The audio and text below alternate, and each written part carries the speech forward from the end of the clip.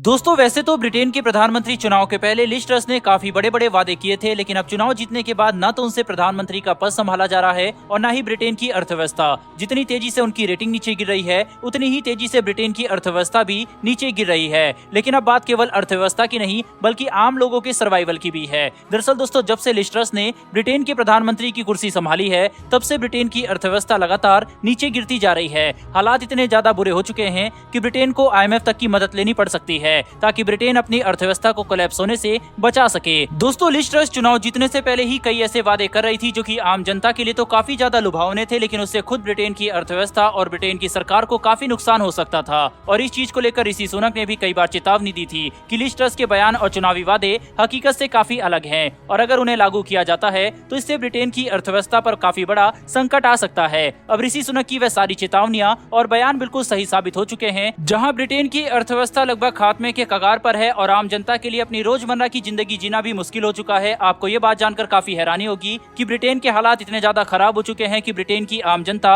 अपना बिजली के बिल देने से भी मना कर रही है। दरअसल रूस यूक्रेन का हवाला देकर ब्रिटेन की सरकार अपनी जनता को लगातार महंगा तेल और नेचुरल गैस खरीदने के लिए मजबूर कर रही है, जिससे आम जनता के लिए गैस और तेल खरीदना काफी मुश्किल बन गया है। यहाँ तक कि बिजली के बिल देना भी अब आम जनता के लिए काफी बड़ा परेशानी का सबब बन चुका है। जहाँ आमतौर पर बिजली का बिल औसतन एक ब्रिटिश नागरिक को लगभग 1500 पाउंड का आता था, वहीं पर अब वही बिल 2500 पाउंड तक का आ रहा है, यानी कि लगभग 2.5 लाख से भी ज्यादा रुपए का। इसके अलावा अगर हालात को संभाला नहीं गया तो यही बिजली का बिल 3500 के भी पार जा सकता है, जो कि ब्रिटेन की अर्थव्यवस्था और आम जनता के लिए काफी ज्यादा खतरनाक होगा। इसी वजह से ब्रिटेन की जनता प्रदर्शन पर उतर आई है। वहीं पर ब्रिटेन की जनता अपने बिलों को बीच सड़क पर आग लगा रही है। साथ ही ब्रिटेन के अंदर डोंट पे का ट्रेंड भी चलाया जा रहा है। ब्रिटेन की जनता को ज्यादा गुस्सा इसलिए भी आ रहा है क्योंकि एक तरफ सरकार रूस यूक्रेन युद्ध का हवाला देकर आम जनता को बेवकूफ बना रही है और महंगा तेल नेचुरल गैस खरीदने के लिए मजबूर कर रही है। वहीं पर ब्रिटेन की एनर्जी सप्लायर कंपनियों के प्रॉफिट लगातार बढ़ते जा रहे हैं। ऐसे में आम जनता का गुस्सा होना लाजमी है। जब आपकी जेब से ज्यादा पैसा खर्च हो रहा हो और जिस कंपनियों को आप पैसा दे रहे हो उनका प्रॉफिट मुश्किल हालात में भी बढ़ रहा हो, तो जाहिर सी बात है आम जनता को तो गुस्सा आएगा। और यही हालात अब ब्रिटेन के हो चुके हैं। सबसे बड़ी परेशानी की बात तो यह है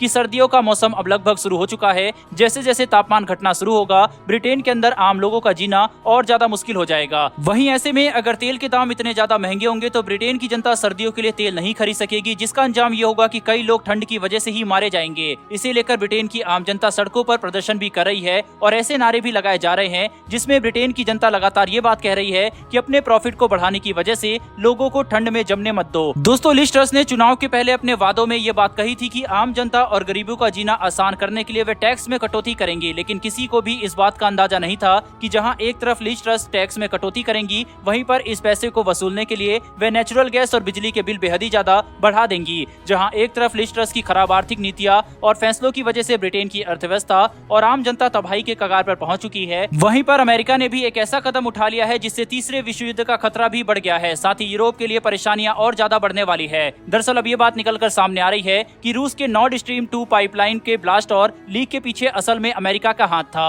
और अमेरिका ने ऐसा इसलिए किया था क्योंकि यूरोप और जर्मनी को रूस का तेल और नेचुरल गैस खरीदने से रोका जा सके। अब अमेरिका ने जल्दबाजी में इतना बड़ा कदम तो उठा लिया है, लेकिन रूस अमेरिका के पीछे पड़ चुका है। और अगर ये बात साबित हो जाती है कि इस ब्लास्ट के पीछे अमेरिका का ही हाथ है तो मामला बेहद ही ज्यादा बिगड़ जाएगा। दोस्तों, किसी देश को युद्ध में हथियारों की सप्लाई और आर्थिक मदद देना एक अलग चीज है और किसी देश के एनर्जी एसेट पर हमला करना एक बिल्कुल ही अलग सी बात है। इसे बड़ी ही आसानी से एक एक्ट ऑफ वॉर माना जा सकता है और अगर रूस चाहे तो इस वजह से अमेरिका के साथ एक फुल फ्लैश वॉर पर भी उतर सकता है। हालांकि अभी के लिए हालात संभले हुए हैं क्योंकि दोनों ही देश इस पर ज्यादा बयानबाजी करने से बच रहे हैं। नॉर्ड स्ट्रीम 2 पाइपलाइन ब्लास्ट की वजह से रूस और अमेरिका में युद्ध हो या ना हो, लेकिन यूरोप के लिए अब मामला आर या पार का बन चुका है। जहां पहले ही रूस के तेल पर प्रतिबंध लगा दिया गया था, वहीं पर अब अगर यूरोप चाहे तो भी वह रूस के तेल नहीं खरीद सकते, जिससे अंत में नुकसान यूरोप का ही होने वाला है क्योंकि सर्दियां अब शुरू हो गई है और जैसे जैसे ठंड बढ़ेगी, बिना पर्याप्त संख्या में नेचुरल गैस और तेल के यूरोप के अंदर हालात बिगड़ने लगेंगे। बिना रूस के तेल और नेचुरल गैस के पूरे यूरोप की आम जनता को इस ठंड में बच पाना बेहद ही ज्यादा मुश्किल होने वाला है। दोस्तों, कुल मिलाकर ये कहा जा सकता है कि इस तेल के खेल में असल में जीत रूस और पुतिन की होती हुई नजर आ रही है। इस पर दोस्तों आपकी क्या राय है, कमेंट बॉक्स में लिखकर जरूर बताइएगा। अगर आपको इन्फॉर्मेशन और वीडियो पसंद आई हो तो वीडियो को लाइक करके